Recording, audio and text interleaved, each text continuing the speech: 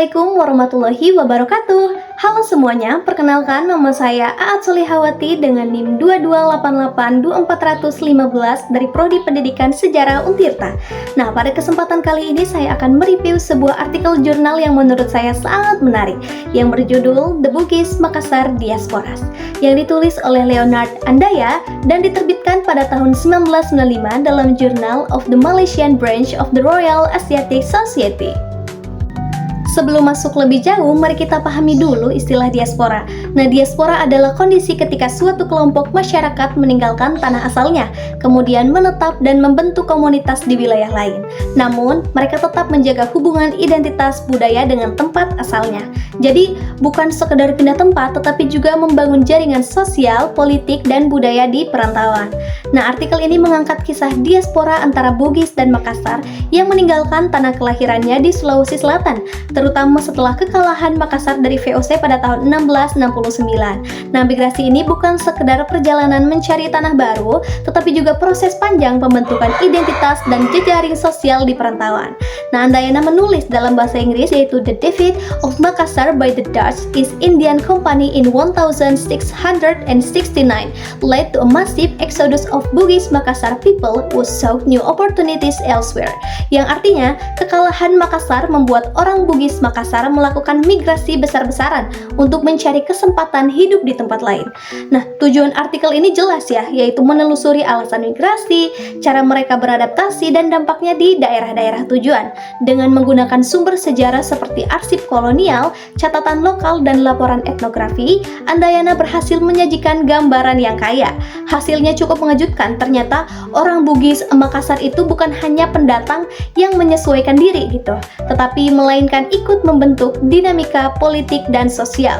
Nah, dalam artikelnya ia menegaskan dalam bahasa Inggris juga nih, the Bugis Makassar migrants were not passive settlers. They were active against shaping political and social structures in their new homeland.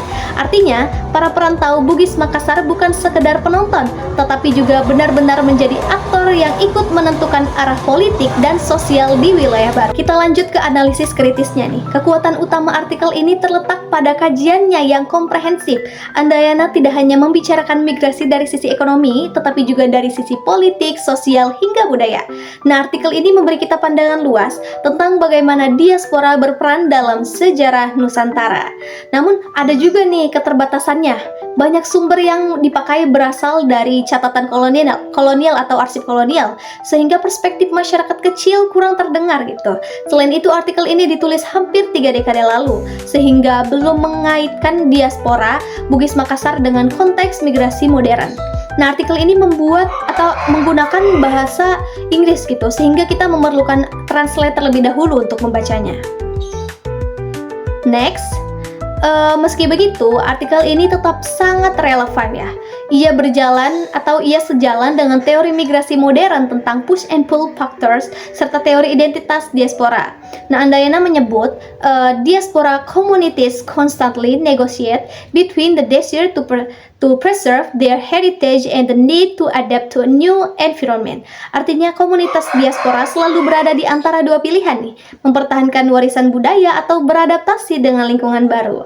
Nah, dari sisi manfaat, artikel ini sangat berguna ya bagi kita yang menekuni khususnya sejarah, antropologi maupun studi identitas etnis. Nah, ia membuka mata bahwa migrasi bukan sekedar perpindahan fisik, melainkan proses pembentukan identitas yang kompleks. Kesimpulannya, berdasarkan ulasan ini, saya menilai artikel The Bugis Makassar Diaspora sangat layak dijadikan referensi.